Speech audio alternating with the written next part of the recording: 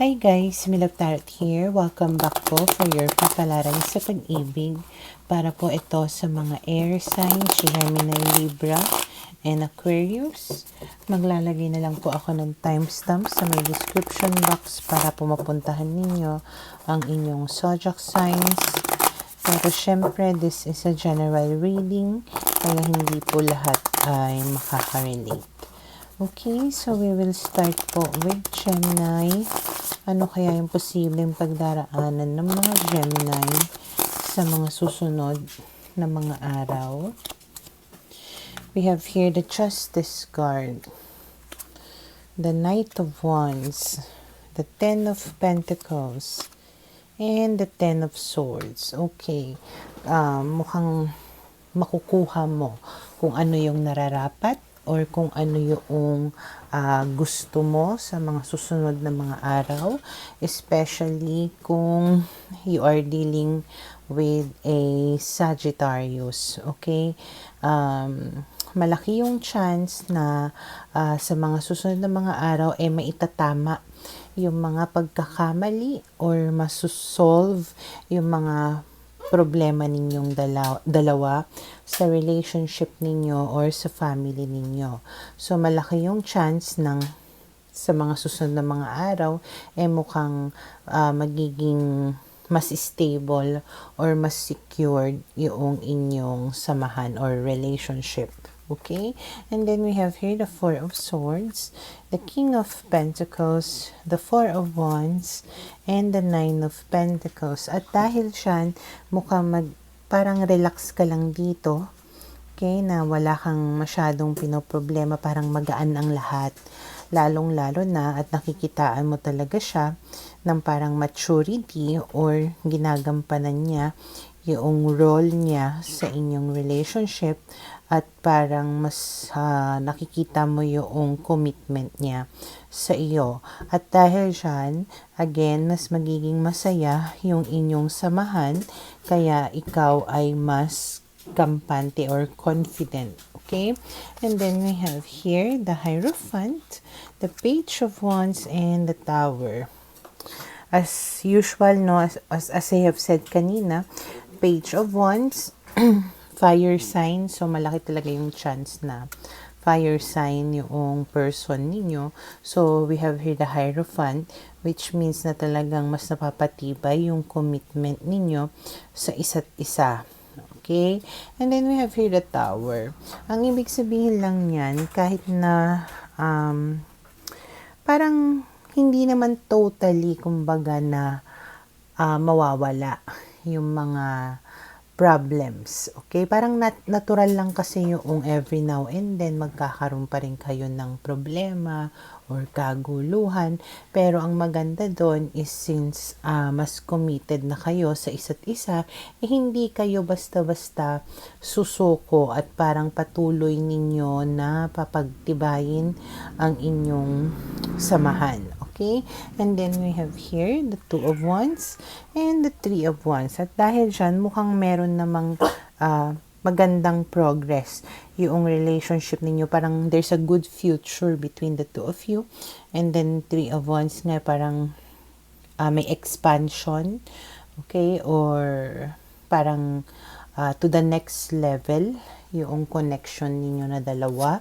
And then we have here the Page of Pentacles, which means na may mga parang promises kayo sa isa't isa na talagang paninindigan ninyo na dalawa or yung may potential talaga itong relationship na to last a very, very long time. Okay? So, for now, ito'y nakikita ko na posibleng mangyari sa mga Gemini.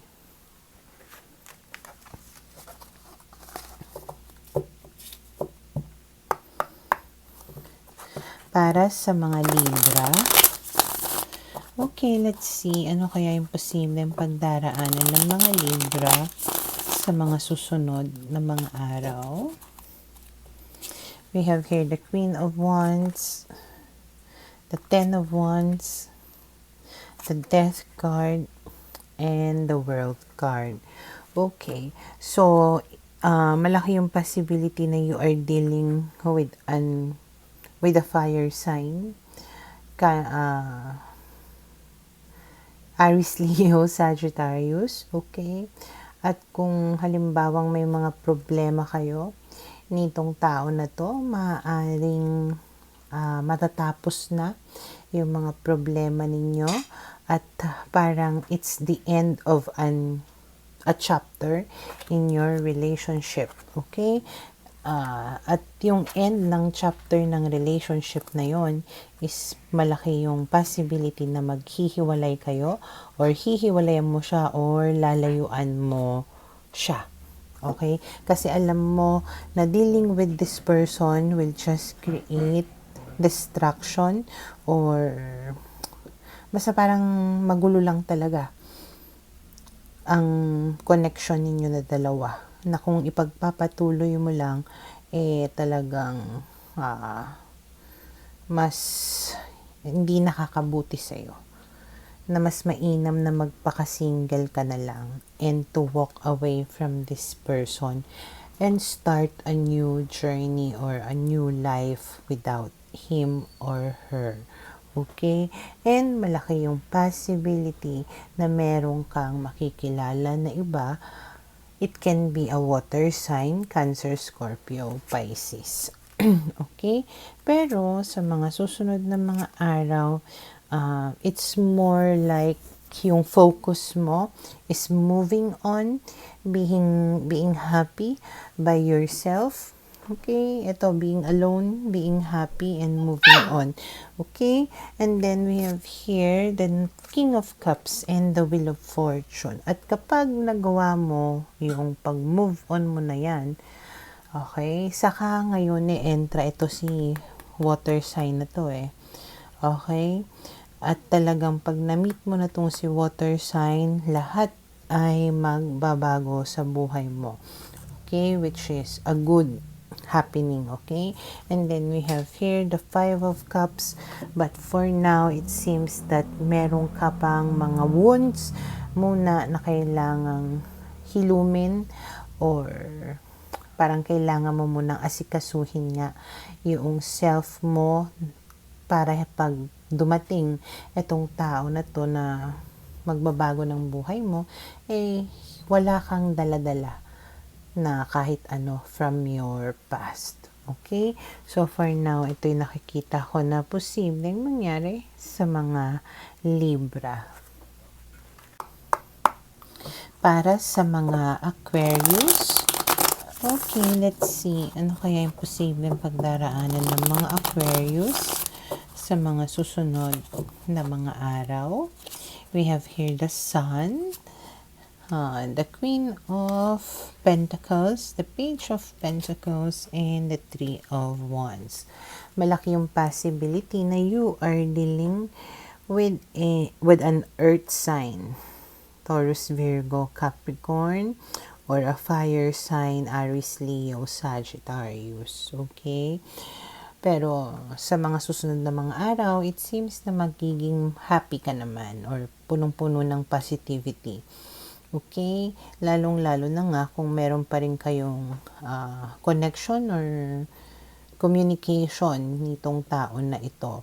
And nakikita ko dito malaki yung chance na may age gap kayo or tipong iba lang yung level of maturity ninyo. Pwedeng mas mature ka kaysa sa kanya or mas matanda ka kaysa sa kanya. Pero kahit na ganun pa man, parang meron naman itong magandang development. Okay? Na parang may potential naman itong tao na ito na maging a committed or a serious lover. Okay? And then we have here the Nine of Cups. Again, it talks about happiness, contentment.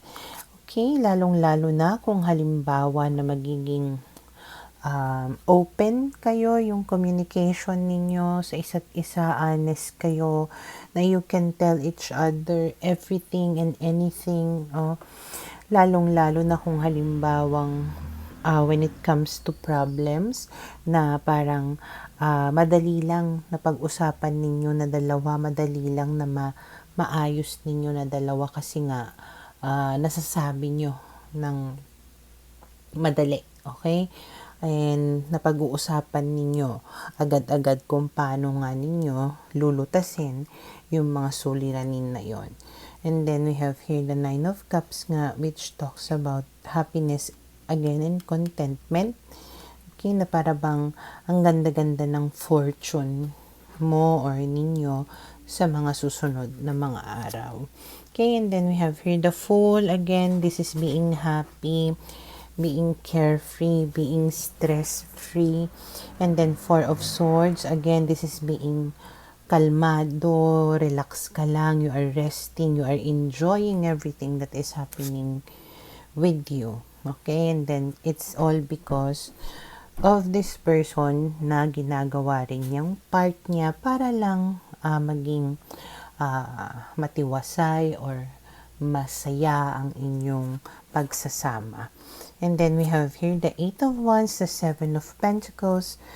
Okay, malaki yung chance din siguro no na long distance kayo kasi may maraming cards dito na nagpapakita na puro communication. Okay, this one, and this one. So parang palagi kayo nag-uusap. So siguro yun yung way ninyo to connect to each other. Okay, pero ang sinasabi dito kung ganun man yung sitwasyon ninyo, magkalayo kayo, nag-uusap lang kayo, you just need to be very patient. Meron din itong magandang kahihinatnan. Okay? And then we have here the Nine of Pentacles, which means just enjoy it. Okay? Don't stress. Maging confident ka sa self mo, maging kampante ka. Okay? Na for now, the best thing that you can do is to not worry about anything. Okay? So, for now, ito yung nakakita ko na posibleng mangyari sa mga Aquarius.